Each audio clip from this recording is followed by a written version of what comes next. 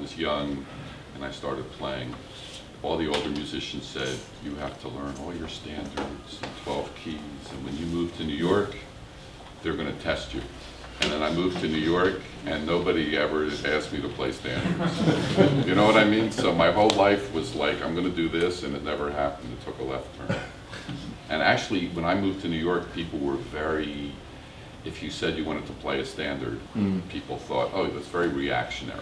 And I was like, what does that mean, that it's reactionary? In what sense? And then I realized, no, there's a lot of people that didn't grow up in that environment, that for them, they were coming from the idea of improvisation, not so much from bebop and standards, that they were either interested a lot in contemporary music, or that they were coming from rock music, or that they were listening to really all types of music, and then using the idea that you could take a structure and then sort of amplify it, or pervert it, or distort it, or expand it through improvisation. That was the game, that you set something up and then you try to see what happens if you open it up to improvisation. So in that sense, when I started playing a lot of the classical music that I did, it was really by accident, because I was involved in sort of playing. I mean, the first project I did like that was based on Mahler's music. Yeah, that is not really considered a jazzy composer. But for me, what it was that somebody was showing a movie about Mahler's life, and then we had to improvise it. And then it occurred to me that this was another way, just as jazz musicians can take a song by Irving Berlin, or a piece of Macedonian folk music, or anything, and use that as the basis. But you went to classical studies at the Conservatorio with like classical piano? Did you learn that? You know, it was always in the background. I started as a very young kid playing classical piano, and I was very bored by it, even though I liked the idea of music. I thought it was a mystery, you know, like how does that work?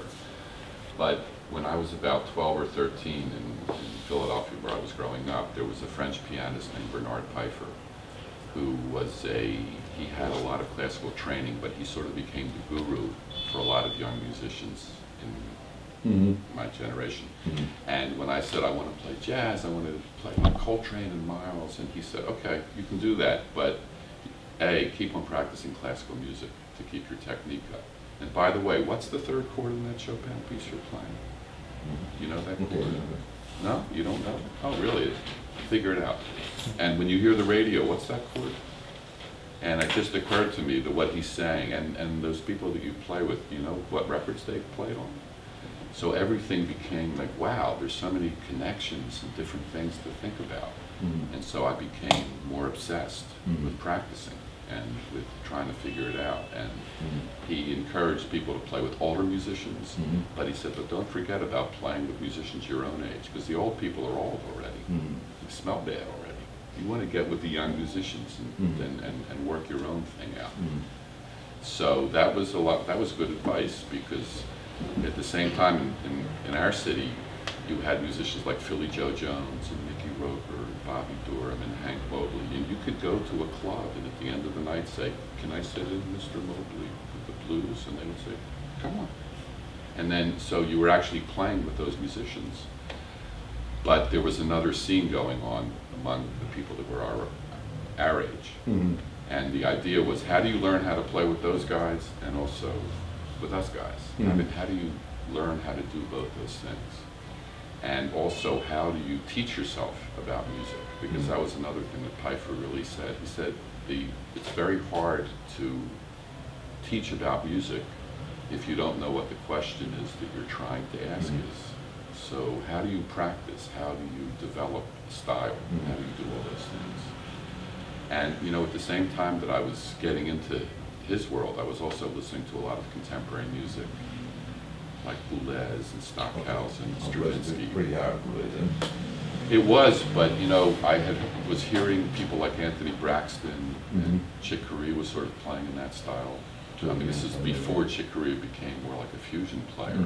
And they used to come to Philadelphia and give these concerts, and all the old musicians, that's not even jazz, but they're just up there playing crazy music. But a lot of people said, no, actually, they are playing jazz. It's just on a different level, and it's coming out of this classical music. So I started to check it out, and of course, yes, you look at a Pierre Boulez score, and you're like, whoa, what is that? You know, I mean, and then you start to try to figure that out. So I started studying with another teacher who was a contemporary composer, and exhibited the same process. I said, I want to write like Pierre Boulez. He said, okay, here's the idea. You can write like Pierre Boulez after you learn how to write a Bach chorale. So it was again the thing about learn the standards. Learn the tradition. Can you write a Mozart development section? If you hear this Wagner,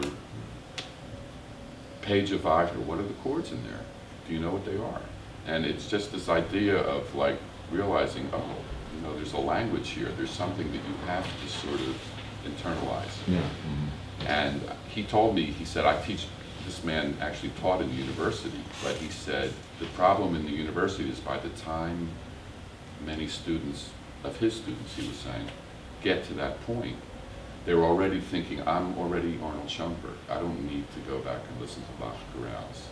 But I was about 14 years old, and he said, if you could submit to this discipline and just do this and sublimate your ego enough to learn this, it'll be good for you.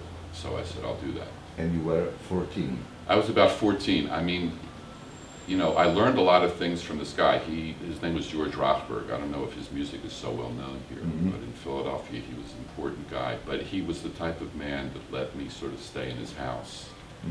I would turn pages for his recording sessions because he was a pianist. I would go to New York with him when he would play his concerts. I met the maniacs who played with him. There was a string quartet of these young guys, and they would play for 10 hours a day. And I would just sit there and be like, wow, these guys they're crazy. They're so into music. I want to do this. I want to do what they're doing.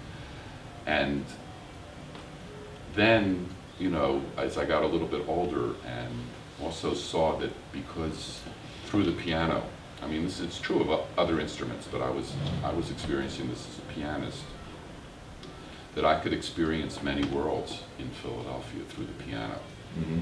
And so it wasn't just going down to try to sit in with Hank Mobley. It was also playing R&B gigs. It was playing funk gigs at parties where, wow, it's different than a jazz gig. And the way you have to play in the funk group is different. Or playing with singers at a cocktail bar. That's when you have to learn your standards in 12 keys. Somebody says, I want to play Misty in B. You don't want to be saying, I can't do that. So through the piano, you're entering all these different worlds and trying to absorb all those things. And that became something that was very, I mean, I wasn't consciously thinking of that, but I was absorbing at the same time all that type of music. I mean, by the time I finished going to college, I didn't go to the Conservatorio. I went to the university to study composition with that guy and other composers. I was so tired of school that that's when I moved to New York, because I guess I could have made the choice, because on a certain level I enjoyed it. You know, getting a doctorate in the United States, I mean, the same thing. It's really important. You have, you know, you get your bachelor's degree and then your master's degree and then your doctorate, and then you go and teach at a nice fancy college and you have a life doing that. And part of me said, I don't want that life. I would rather go and play in New York City to see what happens. And so that was another choice. So when I moved to New York, everything was upside down, because a lot of the things that I thought were important, that older people had told me were important, didn't seem to be that important. And yet other things that I had studied became interesting, because I met, for instance, many musicians who were in the same situation that I'm in. And maybe for people that are your age, it's different now than the way it used to be. Because in the old days when we were young, no, you know, it was, if you play classical music, you would not play jazz. And if you play jazz music, you would not play classical music. Even teachers would say, your touch will be ruined if you try to play bebop, if you're trying to play Bach. I never really understood that, but that was the way people felt. And the social places where people played music, especially where I was growing up, jazz was always played Philadelphia is a very heavily African-American city, so there's a lot of racism involved in that. And a lot of even the famous musicians like Philly Joe Jones were treated very badly because of the racial situation that we have in the United States, and it's still there today. So that's a social aspect to it. But the whole political thing that was happening in the 70s and the 80s, which changed many things that allowed now in the United States also that people study jazz in college.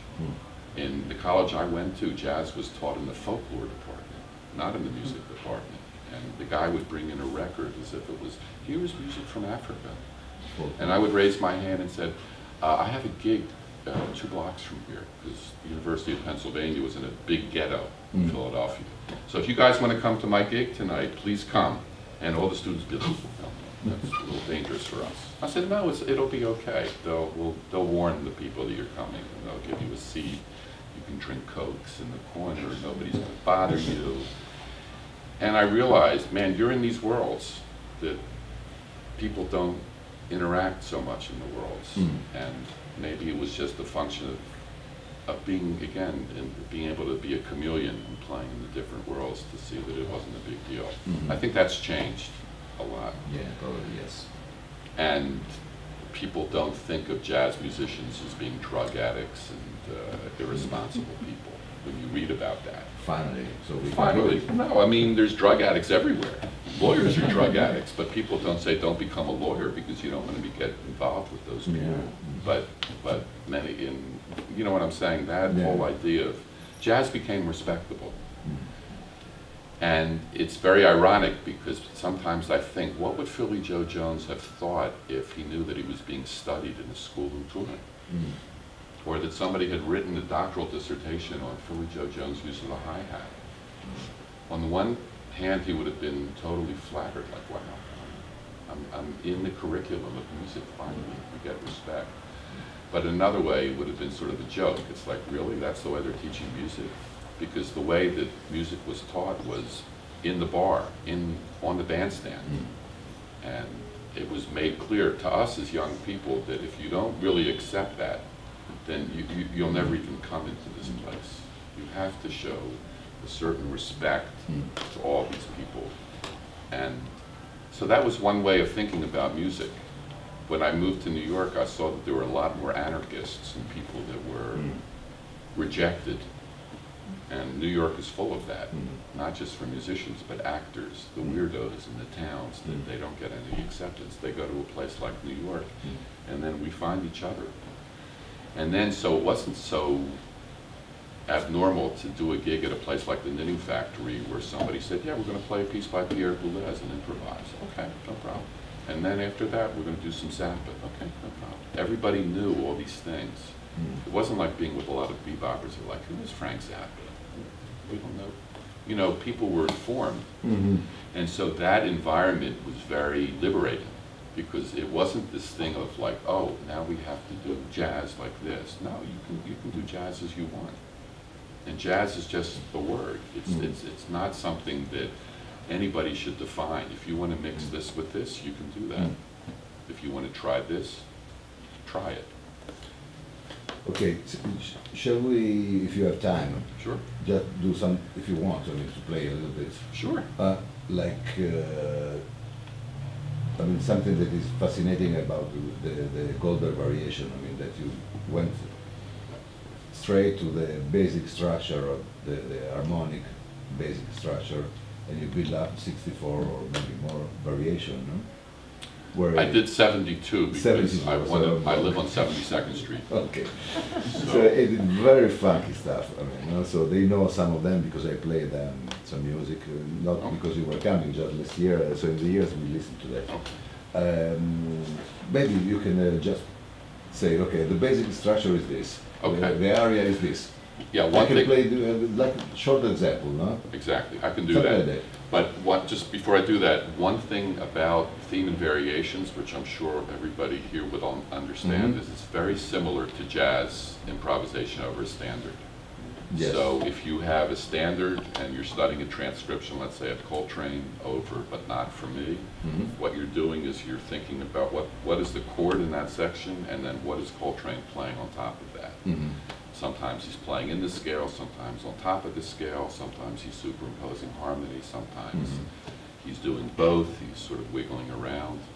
And when I first heard Glenn Gould play the Goldberg Variations, this is something that Pfeiffer told me. He said, check out Glenn Gould. Check out, okay.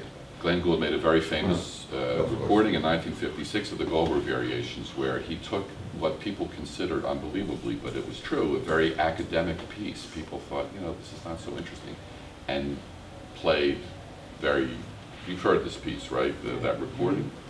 But for me, when I got the music, I was like, wow, this is like a Coltrane transcription, because here you have the aria, which is very basic chords, but then in the 25th variation, let's say Bach starts to, wow, he's moving all over the place. He's modulating into these weird areas.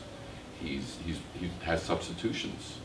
He has all types of references to dance music of his time. He has humorous quotations of drinking songs, which happen to fit over the harmony.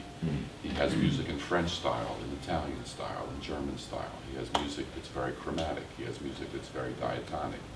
He has music that has incredible keyboard facility, you know, things that are very hard to play next to pieces that are very easy to play. So he put his whole world into those chord changes. And so if you study that as a transcription, then you're thinking, I mean, in a way it's like Coltrane, but in a way he's even doing more than what Coltrane was doing, because Coltrane wasn't saying, okay, every chorus, but not for me, I'm going to do something different. This will be a gospel chorus. This will be the chorus where it's very diatonic. Yes, right. He's developing it, but the idea of playing over chord changes is the thing that unifies it. Yeah, exactly. So when it came time for me to do mine, I thought, okay, you know, you can fit in all this stuff if you want. You want a group that can play Bach. You can arrange the keyboard part for big group, small group. You can have Baroque players playing it. You can have electronica players playing it. You can put it into your computer and have the computer play drum and bass against it. But you can also parallel Bach. If Bach has Siciliana or these types of dances from different countries, put in a mambo and a tango. And if he has pieces that are referring to other composers like Scarlatti or Handel, put in a Stockhausen variation or a Monk variation. And if he has pieces that are dealing with, you know, different elements of his own musical life, put in variations or compose variations which have to do with Bach. A Bach chorale, a Bach prelude. What could have made Thelonious Monk on the aria Goldberg variation? I mean, I don't presume to play like Thelonious Monk, but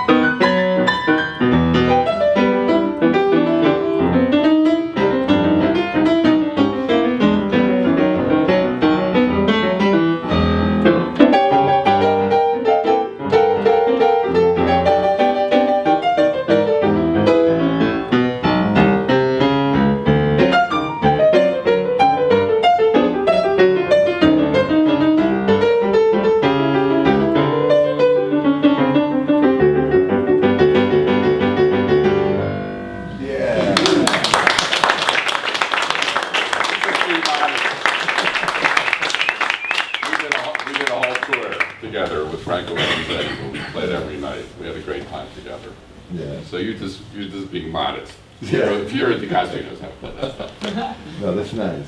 Incredible. Well, I like this Monk, of course. Yeah, because I mean, think about what Monk was doing Because Monk was coming out of standards. He knew how to play that stuff, but he was also a church pianist. You know, there's a really good biography of Monk where it's saying how when he was 17 years old, he went on the road with a revival preacher. I don't know if they have that in Italy. No, we don't have a revival preacher. But U.S. is full of religious crazy people. Go around we the have South. the Pope, so we know. Yeah, the Pope is more serious though. You don't wake up in the morning with guys on TV going, "Send me your money. I'm going to save you. You know, I'll send you a piece of cloth." You know, that thing. That's our culture. But it's, if you like the absurdity of life, you know, America's a great place because it's so crazy that in a lot of ways it's very funny, and he knew that. But he was also somebody that, you know, he had a very precise way of how he wrote his music out and what he wanted to hear and what he wanted his musicians to do. People thought of him as sort of a joker because he would get up and dance when he played, but he wasn't that way. He was a serious guy. I mean, by the end of his life, of course, he was starting to have other mental problems and mental issues and financial issues, et cetera, but Monk encompassed a lot of different music. He studied classical music. So somebody like Monk is somebody I love to think about him because of the whole idea of somebody who had a very individual, he was an individual. He tried to create his own style, but a lot of what he was doing was based on an older tradition. And even when the music went beyond him, because after a certain point he sort of became old-fashioned to other jazz musicians, it didn't bother him. He just kept on playing his music, kept on writing his music, and you can instantly tell a Monk song, you know, because there's a certain quirkiness, you know, a certain funny thing that he puts in his music, which lets you know that it's Monk. And in a way, it's hard to do that. Because, you know, especially if you spend a lot of your time studying, one of the ways that you have to get out of that head is like, okay, that's that, but now what do I want to do? And of course, when you do what you want to do, you have a lot of what has already been around you. But you have to find that those things that make up your own personal vocabulary and your own, the things that you like. And you can, I mean, I know you're in school now, so it's a different environment. You're trying to please your teachers. But at some point, you don't have to do that anymore. And you just be out there and use it. Be brave. Don't worry about what other people are thinking. You just take the information that you're learning from people like you and say, okay, boom, I go and I do something else. What about groove, like electronic groove, dance thing? You're using a lot of DJs, I mean, sometimes, I mean. No? Yeah, no, because like I always, I mean, again, I hate to keep on coming back to the way I grew up, but as I get older, I see how important that was because we had a lot of like groove parties in Philadelphia where, and there was also a new group of musicians coming up, people, I don't know if they're known here so much, like Jamaluddin Takuma. Jamaluddin Takuma, yes. And Cornell Rochester, and I don't know about then Rochester. Heavy funk. I mean, Ornette Coleman used to come down to Philadelphia to find the musicians that played with him. And Joe Zawinul used to come to Philly to find drummers. In fact, the gigs that Weather Report used to do in the early days were basically drum auditions. We would see all the drummers come up and Joe would go, okay, you. And then the guy would play and go, okay, off, next. And we're like, why is he doing that? And they said, no, he likes the Philly sound. He likes, I don't know why that was something, but it was definitely a part of the flavor of the city. And I also ended up playing with people like Grover Washington, which is not, I mean, maybe they don't even know who that is. It's much more smooth jazz. C'è Grover Washington Jr. Sì. You know, and people, I'm sorry, people would say, how can you play that music? You don't even get a solo. You know, you're just playing there. And I'd be like, no, it's actually very interesting to have to play in a rhythm section where the whole time you're just like a cushion. And not to mention singers. So when I would first go on those gigs, I would play all my stuff, and they would turn around and go, what? Relax, just relax. Listen to the singer, try to get into the thing. And when you start playing in a group like that, where there's arrangements and things are very tight, the whole thing is not to play a lot of notes, it's to play the right notes at the right time. Boom, tight. And that became a way of playing. Also, I like keyboards. I like electric piano because it's a very funky instrument. And then when I got a mini Moog, you know, I went through the normal stuff that people that were growing up in our era thought was interesting. And I think that, again, when I started to play with people that knew about, let's say, the music that was coming out of England, a lot of the electronic music, earlier drum and bass or that type of electronic music, they said, okay, we can just integrate that into our music. And then I started to play with people in that world that said, you know, one thing that we really hate is when jazz musicians come and solo over these grooves that we've spent weeks and months creating. It's so, and I realized, you know, they have a different aesthetic. It's not the question of playing solos over their grooves, because they're hearing the groove as the solo. It's the idea that you're part of a large rhythm section concept.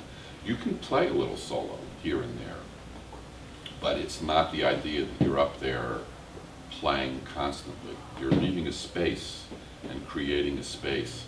And also little changes became big changes. You know, when the snare comes in with a different sound, that's a big event. To many jazz musicians, they're like, why? I mean, we have Elvin, we have Tony, these guys are playing so much stuff. No, it's actually when you get minimal, then you have to start thinking, no, that's actually a good point. And so the perspective changes. You have to know how to play in a big perspective and a small perspective. I mean, you don't have to. You can decide always what you want to do, but if you're willing to get into different people's worlds, that's something that attracted me to it. And now with the advent of laptops, I mean, again, you guys are young, but you don't remember when people didn't have MIDI or laptops, or you can go into your room and create a record on your laptop. That was unheard of when we were young. That was a big deal to make a record. So that type of, I guess, convenience or ease of creation is something that is amazing. You know, it's like when my mother gets on Skype and she's still saying, I can't believe I can see you. I'm like, Mom, get over that. Just talk to me. Tell them, I can't believe I'm seeing you. You know what I'm saying? You have to give respect to that perspective because, yeah, for them it's a big deal. Absolutely. Of course, when you're young, you'll see this when you have children or when you become, you know, the next generation, and young people are like, wow, that is so old what you guys are doing. That's what happened to me. My kids were totally into rap. They were like, jazz is so boring. So what are you working on now? Because I always see you composing and working, and like the concert of today, is a special concept, no? Well, you know, playing and the concerts, well, okay, playing solo is a challenge because I like playing in groups and I like playing in situations where I'm not the only person there. It sort of puts you in a different pressure or a different situation which you have to deal with in a certain way. But in terms of the stuff that I'm writing, I mean, I'm working now on a piece for an orchestra and a gospel choir, which is, and it has to do with Philadelphia, which is, I mean, I left Philadelphia 25 years ago, but somebody wrote a book about a civil rights leader who, after the Civil War in the United States, came to Philadelphia, and a group of African-American former slaves started a school where they were teaching their children Latin and Greek and Italian, and, you know, doing incredible things in order to educate their children. Okay. And also they had to change the laws in the United States to free slaves and to let everybody vote, which in our country we still have a problem with that, and that was something. And he was murdered in Philadelphia on the election day by an Irish mob, because the problem was that a lot of the Irish people that came to our city and to New York and other places were very poor also, and they fought a lot of times with black people. There was a lot of tension because of the economic situation. So now this book that was written about this guy really paints an amazing picture of what life was like in Philadelphia in 1860, where black people couldn't ride on the bus, and they had a protest movement where they changed that, and they couldn't play baseball with the white teams, so they started their own league. And a lot of the history is very interesting. So the idea of this piece is to have a piece with the Philadelphia Orchestra, which represents a very white world, with and gospel choir, where they're singing this man's words. And they gave me the job to put it together. Oh. So it's a very difficult job because you have two musical cultures going on there, and two cultures that are suspicious of each other. The Philadelphia Orchestra guys are asking, I mean, are the community people, they use a euphemism, they don't want to say black people. They say the people in the community, are they rehearsing? Are they learning the music? And the people in the community are saying, so these white guys play gospel music? Like in the orchestra, is that gonna, how does that work?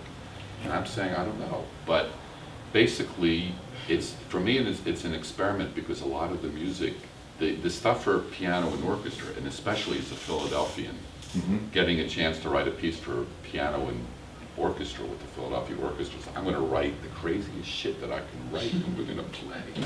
They said, wait, relax. The piece has to be short, and it has to be concise, and it has to tell the story to the community. They don't want to sit and listen to 25 minutes of this music. An interesting question, because is that a racist assumption? When somebody says they don't want to listen to this type of music. If I came to Italy and said they don't want to listen to this music from America, they're Italians. They want to listen to, I don't know, Verdi. So on one level, it's like, this is bullshit, that I have to think about this. But on another level, it's like, no, actually, what they're trying to say is try to integrate all these things. But the music for the gospel choirs is gospel music. So that's another interesting. So it's more like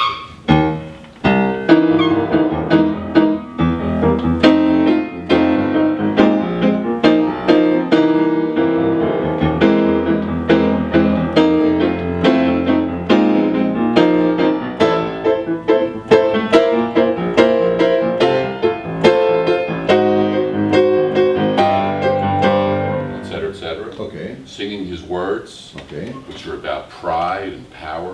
We don't need white people to be our teachers. We have our own teachers. We have our own history. And music like, you know, that type of thing on the night of his murder. So again, it's a very American thing where you have to justify yourself to all these constituencies because it's not the same culture as it is in Europe, where people think, oh, orchestra, that's nice. You know, so. But you using the original material for the orchestral writing? It's all original material. It's just a question of whether or not you write in a style. And it's something that troubles me, honestly, because usually I don't work that way. I don't sit down and think, I'm going to write in this style, and it'll just be this way. Even though when I look back, I realize, no, you were writing in that style, because you were playing with those guys that day. And it's maybe the equivalent of like, yeah, you can play like Cecil Taylor, but not behind the singer who's singing, you know, a ballad. And they turn around and say, what are you doing? I mean, you can play that way, but you could be free and play that way. But at what point does style become a inhibitor or a liberator? It's an interesting question, and it sort of goes to the questions you're asking, because if somebody says, I'm so tired of playing Bye Bye Blackbird, if I hear that song one more time, I will never play music again. Okay, I understand. People have to play that song in many contexts, so they go crazy. On the other hand, why would you say that? Listen to Coltrane playing Bye Bye Blackbird. Does it really sound like some stupid song? No. It's just a vehicle for the person to get their music off. Yeah, and I'm in both camps. I like the idea that you can use anything to do anything.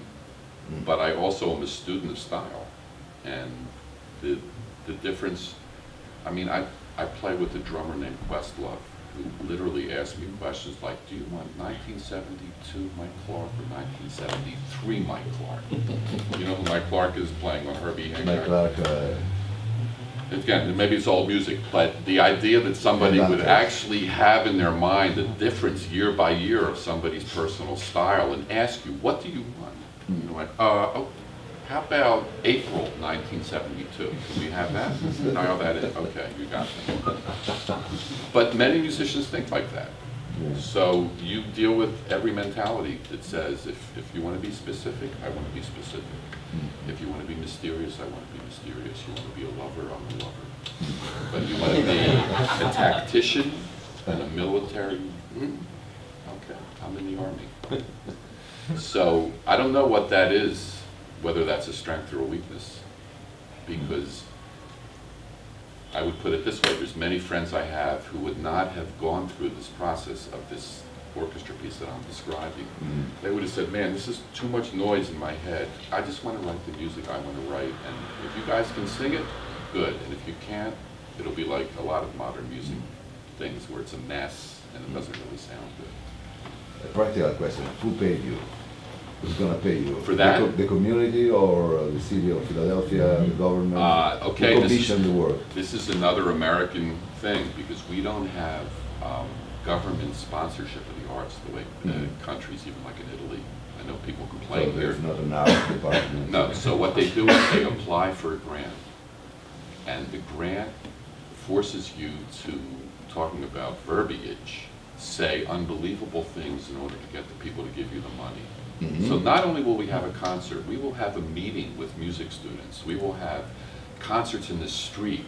We will have somebody walking around impersonating this man, giving acting classes. You will walk down the central part of Philadelphia talking like this man. He will go to schools for little kids, for big kids, for university. And they make up all these activities, and then the people that give the money out, who are usually these big foundations, say, that sounds like a good thing. Then the money gets assigned. In a project like this, they assign over $1 million. And then all the people come out to take the money. Of course. Like that's in every place. So you have the philosophers, they will need some money. And the people that are writing the book, they need the money. And the teachers need money. And then the musicians, remember us? We're the ones that actually, you started the whole thing with us, so we get money. But what's interesting is that now that they're nervous about the community, they want to hire professional singers, because this is another aspect of maybe racism. They said, we're going to get 450 people from churches around Philadelphia to do this for free because they love music. And it's like, no, it doesn't work that way. Everybody wants to make money, so they want to get paid. So now they have to find money out of this $1 million, and they're getting very upset, oh, we have to pay the people that are singing in the community. They asked me what I think. I said, pay them. They're musicians. Everybody should get paid. I mean, if they're paying you who sit in an office and write all these. So of course, it's unfortunately, it's that. It's a struggle. But I mean, for me, it's not about the money so much. It's about actually going down to Philadelphia and rehearsing. I sing in the choir with these guys. You know, they're shocked because they know I'm not from their community, but I'm back there. They pray before every rehearsal. They hold hands. They go, Jesus, please let us have a good rehearsal. Please let it. And, you know, it's not my culture, but it's nice. But in a way it is nice, because there's a sweetness. And then now that they're learning the music and they're proud of the music, that they can get very, you know, there's a feeling of pride about the music, which the people in the Philadelphia Orchestra never have that. They're just like, okay, we can't have more than, you know, the guy from the Philadelphia Orchestra said to me, you need to write a piece that can be rehearsed in 4 hours. I said, how do you determine that? Because I could say to you, if you can't play this piece in 4 hours, then you're inferior musicians. So yeah, my piece can be rehearsed in 4 hours, but you better be a good clarinet player and play and practice. Go home and practice. Do your job. But I know what he's saying, because if it was 25 minutes of and then it's like, wait a minute again, let's do it for the 15th time, okay. No, part of me is thinking, because I've had experience doing this, it's so demoralizing for the orchestra to sit there and go, okay, again, I'm right. So in a way, it's not that I'm writing easy music for them, it's not easy. But it's something where A, everybody gets a chance to play, Because orchestral musicians are sitting their whole life in an orchestra going, man, these motherfuckers, they don't let me play my solo. I have to follow this guy. Okay, second clarinet, here's your solo. You got it. And the percussionists don't get a chance to really go crazy. Okay, baby, here it is. Here's your chance. So I'm hoping that that's a good strategy. Yeah. But what happens again, because they're suspicious of a jazz guy like me, they're like, let us see your music before we have these rehearsals. Can you PDF it? So I'm traveling around Europe, sending PDFs off, and getting all these reactions like, oh, it's easy, we can do that. Or, no, it's, wow, that's not so easy. So again, you're negotiating. Yeah. I don't know whether that's a strength or not, because many composers are like, hey, don't ask me these questions, just play the music, that's your job. But my experience is that people really hate that situation. It's much better if people love the situation that they're in and want to play well for themselves and for everyone else. Ragazzi, qualcuno di voi vuole chiedere qualcosa? I have a question. What's the difference do you feel in, being a sideman or, playing your own music? I mean, because it's something that I notice so often that when I play my music, I feel kind of, limited on my instrument, rather than I would be, playing someone else's music. I feel so much free to express through the instrument, and not when I'm playing my music.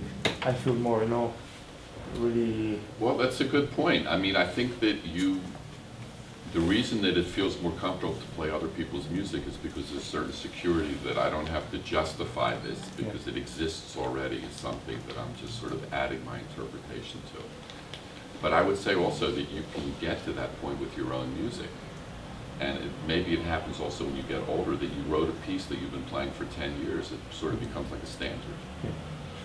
And it becomes a vehicle. I think the whole thing about how to be a composer, especially for improvised music, sometimes people write too much.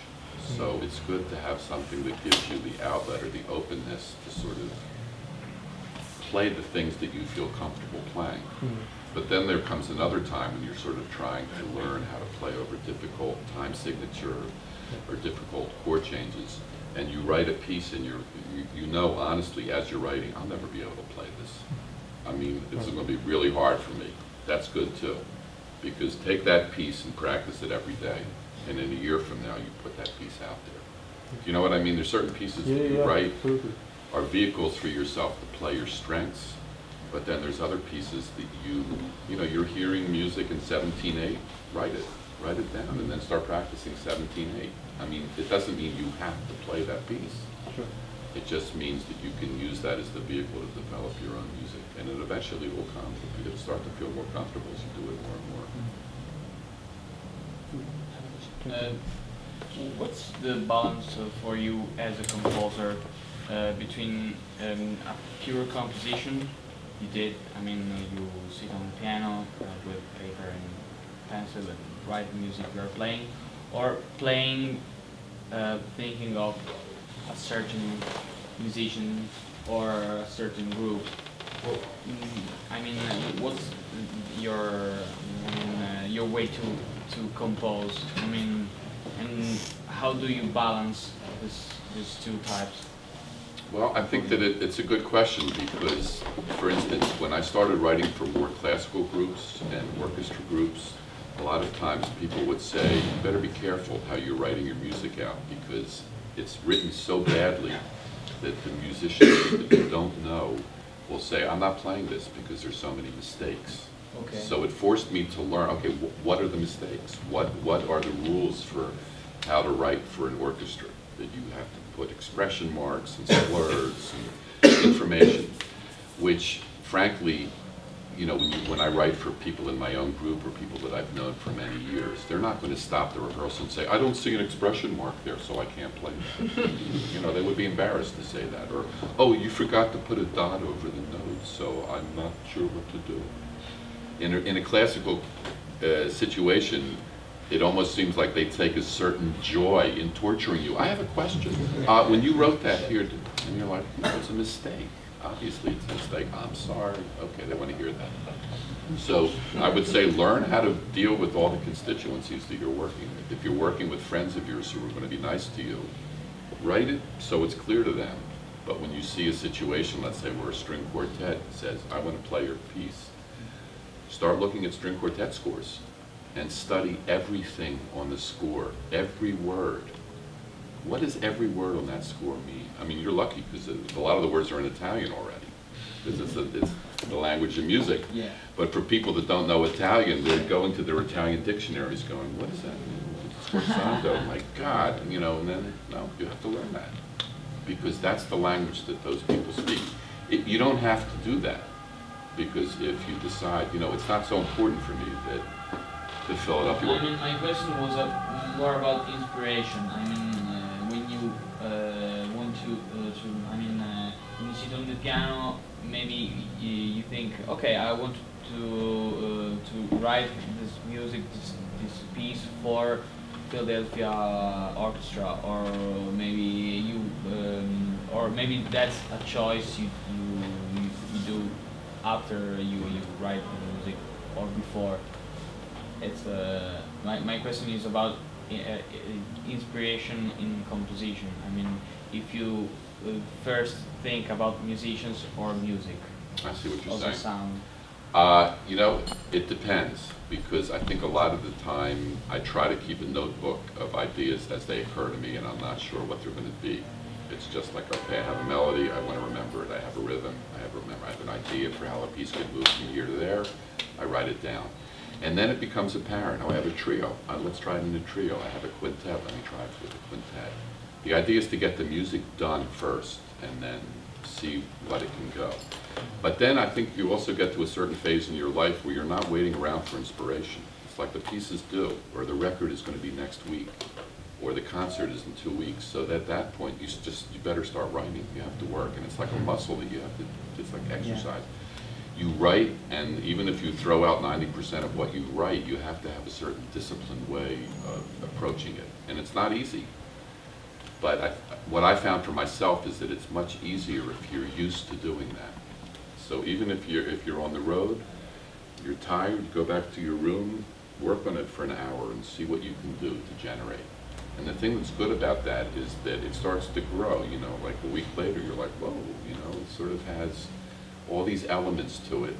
And then you can look at it from a much more macro point of view where you say, you know what, the whole time I was thinking that was the beginning, that's the end.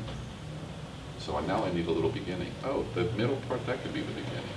And then it becomes more fun because you're playing with things that are already there that you've written down. You've broken through the barrier of like, I'll never be able to write a piece as great as Wayne Shorter, so what's the point of even trying? No, you don't go in that direction. It's more, no, work on it and develop it. And it doesn't have to be the most brilliant thing. Tomorrow you can fix it, and the next day you fix it more. And pretty soon you realize, man, you know, I'm singing my own music in my head. So it's already existing in some embryonic form. And then it's there. I mean, there's a lot of processes to composition and phases, because there's also the phase of having to finish it, which is very painful sometimes, because you have the highest hopes for your music and you're like, it's due in 4 days and this is what it's going to be. So thank you, I hope this is good. I don't know if it is, but I'm going to try to make it that way. This is more if you're writing for a deadline, but I mean, if you can really get yourself to write every day and develop it. And I would say try to develop it as a project. I mean, you have a group of people you play with. Make a record in 2 months. That's your goal. By August, you have a record of 60 minutes. So how would you do that? I mean, how would you start today to get to that point in 2 months from now? I mean, maybe first, as my opinion, is my way. I mean, maybe I'd like to decide a certain sound, certain group or musicians. That's a good way to start. And then I sit on the piano and start working. Listen to a lot of music. Okay. Yeah. Try to put it down. Right. I mean, it's not I mean, it's like drudgery in a certain way. That's the part of it. It's supposed to be fun. And the only thing that you can say is that many other people have gone through the same process that you've gone through. So as much as you think you're suffering, that's the nature of it. And sometimes you have to work a lot and it feels like it's not going anywhere in order to have that 20 minutes when it's like, whoop, boop, boop, boop, boop, boop, I'm finished, I'm done. That's good. I'm going to leave it like that. That's good. You can't always be that way, but in order for it to have that part, sometimes you have to go through the thing where you're writing it, and you have to sometimes know when to step away from it. Say, you know, I'm going to leave it there. And then you come back a week later, and it's so clear what you have to do. Yeah. You just look at it and say, that I don't need that. I need this and that, and that's enough. But it's important to get it down. You can listen. I mean, if you write something today, tomorrow, You're working with other people and understanding that that's part of it too, and you let that happen. Not everybody has the courage to let that happen. They're like, no, it's my piece. You must play what I write. Write it, play it. And you know, sometimes that can work. I've been in groups like that where the people are dictators. And other times you're in groups where the composer's very open. It's like, try it. And that's beautiful too. There's not one way. It's just the idea you're always working it. You're always working it.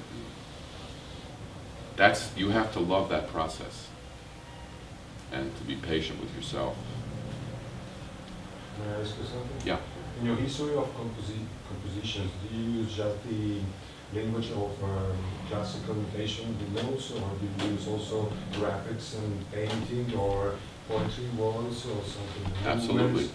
I mean, personally, I don't do that so much because I guess I'm so in the music thing for so long, but first of all, I played in groups where that's the thing, and it's great, it's no problem. And also, I understand why that works, because people are, even within groups that I've had or that I've been in, you see people have different levels of where they're into. Some people are very visual. You say, play red, they know what to do. Other people are, play red. What? Oh man, tell me the notes. I'm a musician. Okay, they're both right. You know. Do you use it in your composition right now? You know, I've had groups where we play very open. You know, I just did these gigs a couple nights ago with Han Bennett, who's a drummer, very free drummer, and he's a great artist. And when you talk like that, he loves it. Let's play purple. Okay, he knows what to do. But some people, if I said that to them, they would just look at me like, man, well, no, come on, give me something. So you have to sort of know the group that you're dealing with. But to me, anything that works is good. Anything. Anything. There's no limit on what it should be. It's all, it helps me to look on it as a spectrum. You can be totally specific, you can be totally vague, and you can be totally nothing. Just like, let's just play. Like, you know, let's just go out there and play with nothing. Let's just go. It's all has a good result if people are listening to each other, and especially once you start playing as a group and night by night you see, actually, you know, when we do that, we sort of have an underlying form or an underlying vocabulary that we're developing. We don't have to talk about it or define it. That's boring. But as musicians, we can listen to it and know exactly what we're doing.